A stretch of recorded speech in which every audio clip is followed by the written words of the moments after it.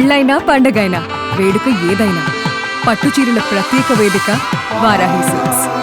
ఆంధ్రప్రదేశ్ రాజకీయాల్లో గత 4 రోజులుగా మంగళగిరి కేంద్ర బిందువుగా మారింది.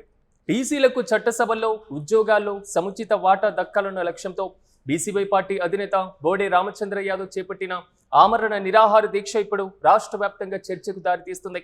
ఏప్రిల్ 11న ప్రారంభమైనటువంటి ఈ పోరాటం కేవలం ఒక వ్యక్తి దీక్షగా కాకుండా కోట్లాది మంది బీసీల ఆత్మగౌరవ గలంగా వినిపిస్తుంది. మంగళగిరిలోని తన పార్టీ కార్యాలయంలో ప్రాణాలకు తెగించి ఆయన చేస్తున్నటువంటి ఈ పోరాటం బీసీ సామాజిక వర్గాల్లో కొత్త చైతన్యాన్ని నింపుతుంది. దీక్ష 4వ రోజుకు చేరుకోవడంతో రామచంద్ర యాదవ్ ఆరోగ్య పరిస్థితి అత్యంత ఆందోళనకరంగా మారింది. గత 96 గంటలుగా అన్నపానీయాలు ముట్టకపోవడంతో ఆయన శరీరంలో కీలక మార్పులు చోటు చేసుకుంటున్నాయి.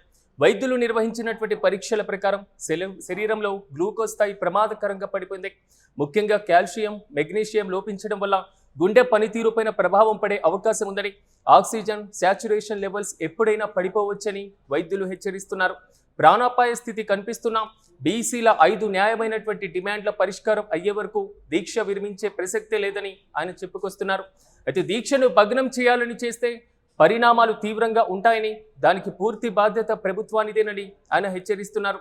ప్రభుత్వం స్పందించడం కాదు, స్పష్టమైనటువంటి పరిష్కారం ప్రకటించే వరకు దీక్ష కొనసాగుతుందని ఆయన తేల్చి చెప్పారు. రామచంద్ర యాదవ్ ప్రభుత్వం ముందు పెట్టినటువంటి డిమాండ్లు బీసీల చిరకాల స్వప్నాలు. అయితే చట్టసభలో స్థానిక సంస్థల్లో 44% రిజర్వేషన్లు కల్పించాలన్నది ఆయన ప్రధానమైనటువంటి డిమాండ్. దీనితో పాటుగా బీసీ రక్షణ కోసం ప్రత్యేక చట్టం తీసుకుని రావాలి, సమగ్ర కులగణన నిర్వహించాలని ఆయన పట్టుబడుతున్నారు.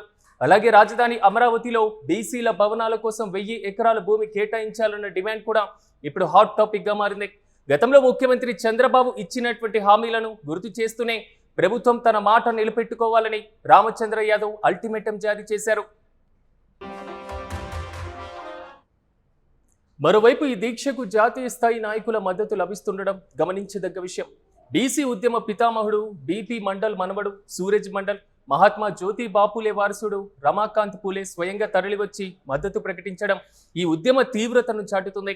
వంగవీటి మోహన్ రంగ కుమార్తె ఆశా వంగవీటి, ప్రముఖ పారిశ్రామికవేత్త కోగంటి సత్యనారాయణ, లిబరేషన్ కాంగ్రెస్ పార్టీ వ్యవస్థాపక అధ్యక్షులు మాజీ ఐఏఎస్ అధికారి విజయ్ కుమార్, వైసీపీ ఎంపీ విజయసాయి రెడ్డితో పాటుగా రాష్ట్రంలో దాదాపు 40కి పైగా బీసీ కుల సంఘాలు, యాదవ, కాపు, బలిజ జేఏసీ నాయకులు దీక్ష శిబిరాన్ని సందర్శించి తమ మద్దతు తెలిపారు.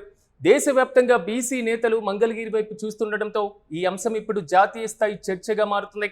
మరోవైపు ఒక సామాజిక వర్గ నాయకుడి ఆరోగ్యం క్షీణిస్తున్నా ప్రభుత్వం కనీసం స్పందించకపోవడంపై బీసీ సంఘాలు మండిపడుతున్నాయి.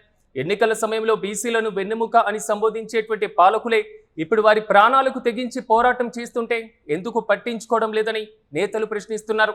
ప్రభుత్వం ఇప్పటికైనా స్పందించి చర్చలకు రావాలని, లేని పక్షంలో ఈ దీక్ష రాష్ట్ర వ్యాప్తంగా ఉద్యమంగా మారుతుందని హెచ్చరికలు జారీ అవుతున్నాయి.